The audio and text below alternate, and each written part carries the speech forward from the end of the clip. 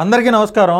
ఈ నెల 24వ తారీఖున బీబీసీ తెలుగు అనే ఛానల్ అల్లూరి సీతారామరాజు జిల్లా సోలబొంగు అనే విలేజ్కి సంబంధించి 12 మంది పిల్లలు స్కూల్కి వెళ్ళడానికి సరైన రోడ్డు మార్గం లేక, వాళ్ళ ఊళ్ళో స్కూల్ లేక తీవ్రంగా ఇబ్బంది పడుతున్నారు. పడవల మీద వెళ్ళి వేరే ఊరు వెళ్ళి మరీ చదువుకోవాల్సిన దుస్థితిలో ఉన్నారు అని చెప్పి ఆ స్కూల్ స్టూడెంట్స్ని పడవ మీద వెళ్ళే విజువల్స్ అన్నీ క్యాప్చర్ చేసి దాని మీద ఓ పెద్ద స్టోరీ చేశారు. అయితే ఖచ్చితంగా వారం కూడా కాలేదు, ఇంకా ఈ వారం లోపే ఆ ఊళ్ళో స్కూల్ని తిరిగి పునరుద్ధరించాలని, అదేవిధంగా పిల్లలందరూ ఆ స్కూల్కి వెళ్ళడానికి సరైన రోడ్డు వేయాలని ఆంధ్రప్రదేశ్ రాష్ట్ర విద్యాశాఖ మంత్రి నారా లోకేష్ గారు ఆదేశాలు ఇచ్చారు. ఈ ఆదేశాలతోటి జిల్లా యంత్రాంగం అంతా కదలగానే ఆ ఊళ్ళో స్కూల్ అయితే పునరుద్ధరించడం జరిగింది. వెంటనే ఆ ఊరికి రోడ్డు వేయాలి అని లోకేష్ గారు ఆర్డర్ ఇవ్వగానే అందరూ వెళ్ళి అక్కడ రోడ్డు పనులు కూడా మొదలు పెట్టడం జరిగింది. అయితే ఆ గ్రామస్తులందరూ ఆ స్కూల్ రావడం మీద, ఆ రోడ్డు పనులు మొదలవటం మీద చాలా హ్యాపీగా ఉండి వాళ్ళు ఆ రోడ్డు పని చేయడానికి వచ్చినటువంటి క్రేన్ దగ్గర ధీంసా నాట్యం చేస్తున్నారు. ఆ విజువల్స్ని మీరు చూడొచ్చు. ఇది ఎందుకు చెప్పానంటే, జగన్మోహన్ రెడ్డి గారు అధికారంలో ఉన్న 5 సంవత్సరాల్లో చాలా ప్రాథమిక పాఠశాలలు మూసేసి ఇన్ని కిలోమీటర్లకు ఒక స్కూల్ ఉంటుంది అని చెప్పి విద్యార్థుల్ని చాలా దారుణంగా ఇబ్బంది పెట్టారు. ఈ స్కూల్ దూరం అవటం వల్ల స్కూల్కి వెళ్ళటం మానేసిన వాళ్ళు కూడా చాలా మంది ఉన్నారు. అంత దారుణమైన పరిస్థితుల నుంచి 12 మంది విద్యార్థులకి కూడా స్కూల్ పెట్టే పరిస్థితులకి ఆంధ్ర రాష్ట్ర విద్యా వ్యవస్థని నారా లోకేష్ గారు తీసుకొచ్చారు.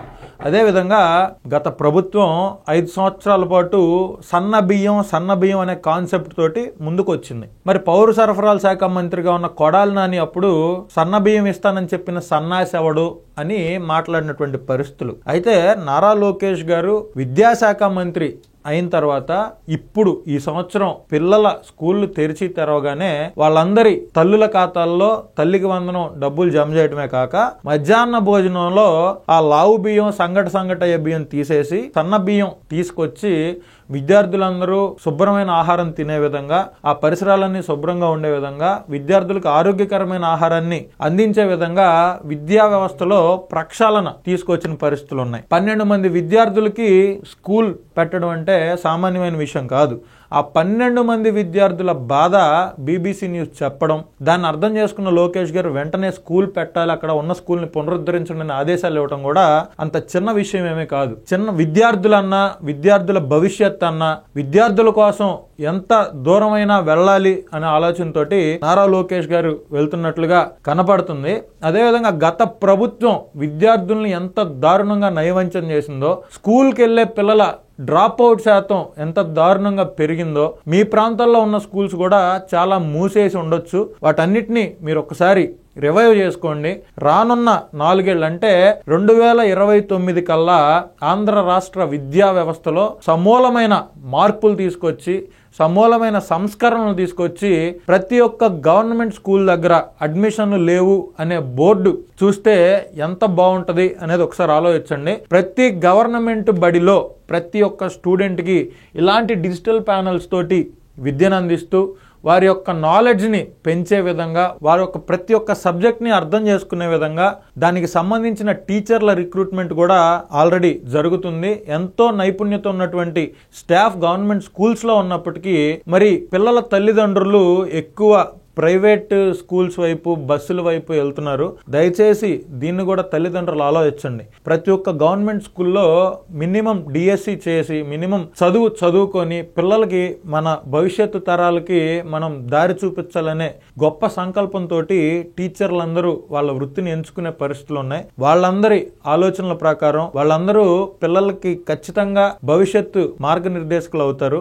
అంతేగాని ప్రైవేట్ స్కూల్స్లో 10,000కి 12,000కి ఇంటర్ చదివిన వాళ్ళు, డిగ్రీ అప్పుడే అయిపోయిన వాళ్ళు, బీటెక్ అప్పుడే అయిపోయిన వాళ్ళు, పిల్లలకి ఎలా టీచ్ చేయాలి, అర్థమయ్యే విధంగా ఎలా టీచ్ చేయాలి అన్న ఆలోచన లేని వాళ్ళు కూడా ప్రైవేట్ స్కూల్స్ లో టీచర్లుగా ఉంటున్నారు. కానీ ప్రభుత్వం ఉపాధ్యాయులకి లక్షల కొద్ది జీతాలు ఇచ్చి మీ పిల్లల జీవితం బాగుండాలని, మీ పిల్లల జీవితం చాలా సుఖమం అవ్వాలని, వాళ్ళ జీవితంలో చాలా ఉన్నత స్థాయికి వెళ్ళాలనే ఆలోచనతోటి చాలా డబ్బులు ఖర్చు పెడుతుంది. దయచేసి పాఠశాలలో ఉండే పిల్లల తల్లిదండ్రులు కూడా ఆలోచించి మీరు కూడా మీ పిల్లల్ని ప్రభుత్వ పాఠశాలలో జాయిన్ చేసి వారి యొక్క జీవితం మంచిగా ఉండే విధంగా చూసుకోవాలని మనస్ఫూర్తిగా మిమ్మల్ని కోరుకుంటున్నా. ఏదేమైనప్పటికీ లోకేష్ గారి ఒకే ఒక్క ఆర్డర్ తోటి సోలబొంగు విలేజ్ కి స్కూల్ వచ్చింది, రోడ్డు కూడా రాబోతుంది. అక్కడ ఉన్న 12 మంది స్టూడెంట్స్ హ్యాపీ, ఆ గ్రామ ప్రజలందరూ కూడా చాలా హ్యాపీ. జగన్మోహన్ రెడ్డి జీవితంలో కూడా ఇంత హ్యాపీనెస్ ఏ ఒక్కల కళలో కూడా చూసుండడు. ఇదంతా మీకు తెలియాలని వీడియో చేస్తున్నా. అందరూ ఛానల్ని లైక్ చేయండి. మీ యొక్క విలువైన సూచనలు ఏమైనా ఉంటే కామెంట్ రూపంలో తెలియజేయండి. అందరికీ నమస్కారం.